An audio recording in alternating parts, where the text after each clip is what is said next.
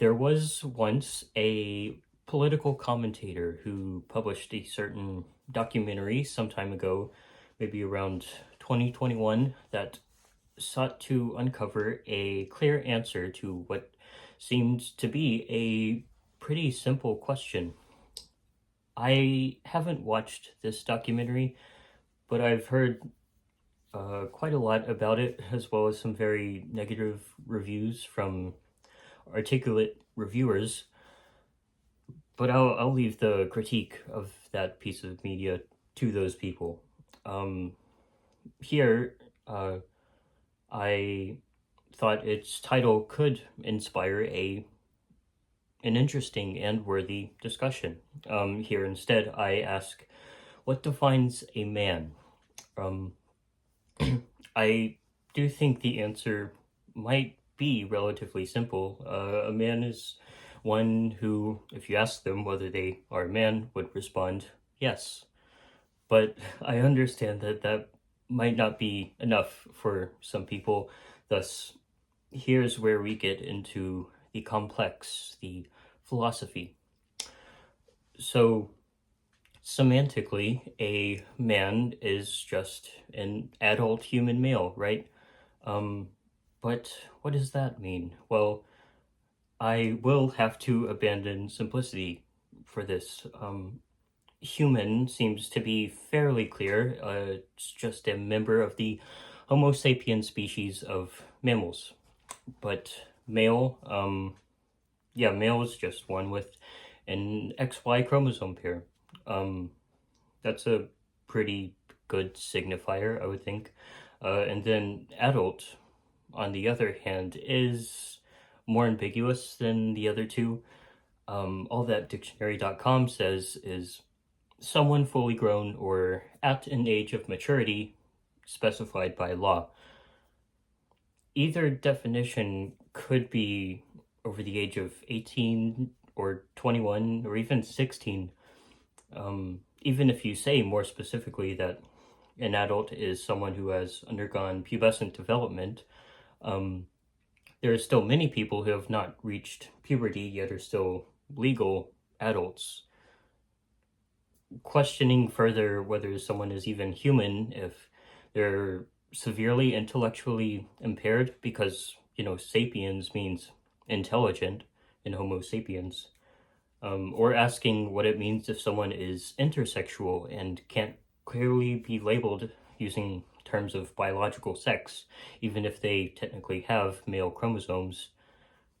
This tells us that the word, and more broadly, gender, is subjective.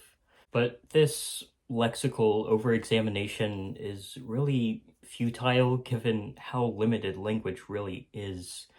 I'm not trying to debunk the English vernacular or prove that nothing has an inherent objective meaning.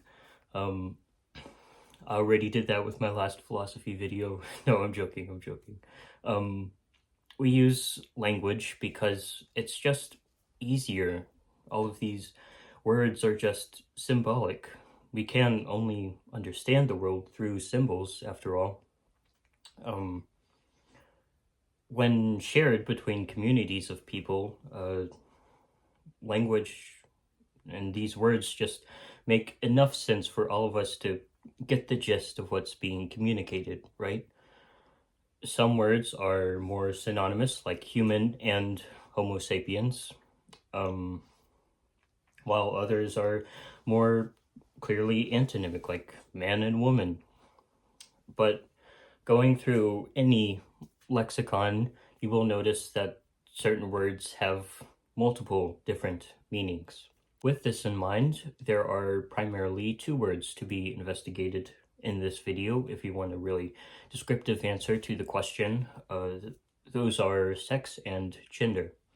So, out of all of the relevant definitions of sex, they seem to align pretty well.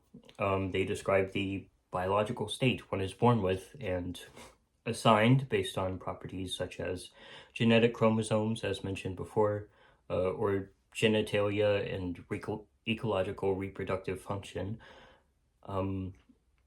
The possible assigned sexes of anyone is simply male, female, intersex, or asexual for some non-humans. That much, yeah, it's simple. But as it is currently updated, gender is either the male or female division of a species, particularly as differentiated by social or cultural roles and behavior. At least, that is the first definition. And it seems quite related to gender essentialism, the belief that biological sex inherently defines one's gendered qualities. But the very next definition goes on to include the category of people lying outside of this binary classification. Now, the second part of that dictionary entry has, of course, not always been there.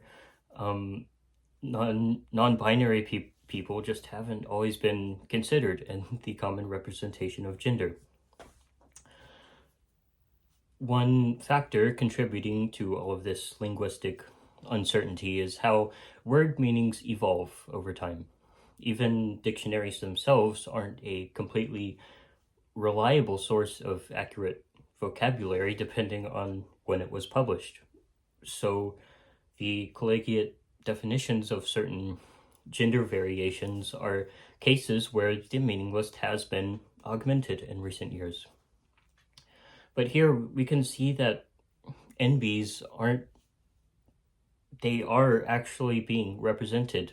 And now we have the ability to use our language to recognize those people who don't lie completely within masculine or feminine societal rules. It's more efficient for all of us that our vernacular has evolved over time in this way. Updating what we used to believe in the past is really crucial to at least scientific thinking. And no, non binary people are not suddenly and rapidly coming into existence because society is being influenced by those who forced this definition into the dictionary. NBs have always been around. Intersexual people have always been harder to characterize in terms of sex, and now there's not as much pressure for them to conform to one side of a strict dichotomy with our contemporary understanding of gender. Of course, intersexuals don't always identify as non binary. Clearly, sex does not define gender, and even biological sex is more of a collective average of various characteristics and not some implicit role that must be attributed to the sexed individual. Gender queerness, as Judith Butler might constitute it, is simply the enactment of a non-essential gender performance that, only in contrast to other performances, is culturally and linguistically subversive. One popular and convenient analogy to the way in which the estimated number of a certain people group has grown in direct proportion to their acceptance is that of left-handed people. An overwhelming majority of our population is right-handed, and it has been for a really long time. As we can see from the findings of an article that I've linked in the description, despite this, there are still people with left-handedness and ambidextrousness. Historically, left-handed people have been really harshly discriminated against by so many different cultures around the world. The adjective sinister actually derives from the Latin word for left because of how unfavorable they thought the hand to be. For centuries, this dexterous prejudice has been strictly affecting left-handed individuals. Like in forcing them to transition to using the right hand, either through explicitly teaching children at a young age how to use their hands, or implicitly making everyday objects more accessible or easier to use by right-handed people. while the number of openly left-handed people has risen, the discrimination is still kind of there. You can find a Wikipedia article detailing all of these dexterous biases also in the description. My point is that so many times over the course of our sociological existence has one become so concerned with what is right because they've upheld a certain immutable definition of the word, like one in a text, and if that text says something like the right hand of God is the most favorable hand, they apply that to a very singular meaning of what is right and force that definition onto everyone they have power over, which can end up being quite a lot of people without realizing that right has multiple meanings. And usually one of them isn't to sacrifice someone's individuality for the sake of having a simplistic explanation for how the natural world is. But I'm not going to keep talking about religion. I promise I'm not doing this again today. Okay. The fact is quite simple indeed. Trans people exist. This is who we've been referring to, right, by discussing this topic. They are not any more a fiction or a social construct than the cisgender people who significantly overpopulate them. And no, this is not just some trend that all of the kids are trying out nowadays. Sure, the internet is pretty crazy. There have probably been a lot of people pretending to assume such an identity for views. But that doesn't disprove the reality of those who are transgender. The number is growing because, like with left-handedness, society is starting to realize how real and not unfavorable such a phenomenon is. But that number has always been there. I've linked another article describing the vast history of transgenderism. Figures like the Roman Emperor Elagabalus, or should I say Empress, provide even more reasoning for this condition or just state of being inherent to human sapience, where one's sense of self simply contrasts with some aspects of the body they inhabit, or more precisely, the role they were initially assigned by people with power over them. Yet, in experiencing most of the same prejudices as sinistral people, most of those with gender dysphoria they've had no choice but to either conform to the traditional cultural standard or face oppression. Both of these options almost always bring severe mental distress to individuals deprived of such personal freedoms. I mean, why live if you can't be who you are? So I'm right-handed, and I can't say I've experienced much discrimination, and I'm probably not the most qualified speaker on this subject, but I did feel like maybe there was some empathy I could bring to those who do feel like their identity has been suppressed by whatever society arbitrarily decides to be normal. A while ago, I found myself in a department store close by where I live. Um, I think it was my first time there, and so the owner came out to greet me. Trust me, this is relevant. Um, he introduced himself and reached out his hand, which naturally I shook, not thinking much about how I did it. After that, he seemed pretty concerned. He explained to me that I had failed to look him in the eye when I shook his hand, and if I was actually a man, then I would have made eye contact to show trust and respect. I wasn't sure how to respond, but then the man looked at me and asked me to repeat back to him, "I am a man," trying to teach me a lesson. I still didn't say anything and just walked away. I wasn't really offended by him, and he later came up to me to apologize if he had freaked me out or anything. Um, but that is a pretty good example of how some people try to apply their own singular, objective, but really more subjective definition of truth onto others, sometimes to hold more power over them, or sometimes in a genuine attempt to help them out because that's just what they've taught to be right for their whole life by those in positions of power. They do this without exactly realizing that the respectful qualities making someone gentlemanly or ladylike are taught as well. And they don't have any inherent goodness to them. They're just nice because that's what everyone else has been taught as well. Of course, it is for this reason why we should still be well-mannered in whatever way we can if we desire to maintain social order and the satisfaction of communal respect, right? But I'm making an analogy. It's the same with binary gender rules. They are socially constructed, and we are under no moral contract to follow them, hopefully. Having all of these meanings to all of these words and accepting that the way in which we use them is, say it with me, subjective, can actually be very beneficial because it gives us even more opportunities to specifically describe whatever it is we're talking about.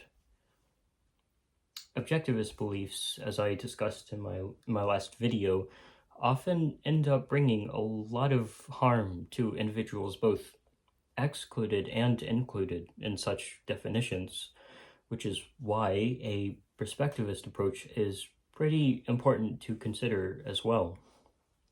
Because life can sometimes feel really meaningless, finding a label that accurately and personally describes who you are can mean so much. For me, the meanings of a label like non-binary specify how it feels for me to be alive so much better than man, even if the truth of that word isn't as widely accepted. Even if choosing to take on such a label can fill others with enough indignation to condone the death of one who does so. There is a reason why the queer suicide rate is as high as it is. I mean, there's multiple reasons, but I don't think they're all as clear as they should be to everyone. I can conceive of no right that anyone has to inhibit another person who is merely born differently from embracing whatever makes their existence more fulfilling, at least if they're not inhibiting other people from finding ways to make their existence more fulfilling. Now, before you say, oh, how can you defend an objective proposition like that since you're a moral relativist? I'm not saying power or even oppression is objectively bad. There are probably a plethora of instances where power and even oppression or discrimination might be better than it is worse. On the contrary, I'm saying it's nuanced, and people who don't see it that way can easily hurt other people. And of course, harm is objectively bad. Sometimes one's personal identity is all that they really have to make them happy. So doing that to trans people, as it has been done to cis women and people of color throughout history and modernity, just more subtly, it only leaves them physically and mentally scarred for such frivolous reasons. How sadistic must you be for all of this unnecessary harm and prevention of another's peace to be that which makes you happier? When I was asked to say I am a man, my only thought was, I guess I'm not. If the definition of manhood is unfaltering eye contact, I, along with many other autistics, would be immediately excluded from that definition. And honestly, I would be okay with that. I don't feel obligated to practice the norms most men engage in, nor am I even interested in doing so. In fact, I would be elated to have myself severed from anything having to do with the patriarchy, and I would happily give up my masculinity if it also meant leaving behind toxicity. Of course, those two words aren't exactly synonymous. I would just feel more comfortable being associated with a gender identity that did not develop and reinforce over the past millennia, a societal system hell-bent on belittling their opposites. But not all men are evil. Nevertheless, I would just prefer not to be one, because I'm not evil. Okay, that sounds really pretentious, I know. I'm not trying to escape any responsibility that might be associated with this artificial identity I had no say in fabricating. It's simply not who I am, or not who I want to be. In reality, rejecting a title such as man, which has been gently nestled into our general subconscious for millennia, gives me quite a bit more of a responsibility to figure out what it is I am instead. Maybe that's non-binary, although it's not very Nietzschean of me to define myself in reaction to and negation of society's gender masters. My personhood is just far too complex to accurately describe in any other way. I do believe that my case is quite Sartrean, however, for if a man sees himself as undefinable, it is because, to begin with, he is nothing.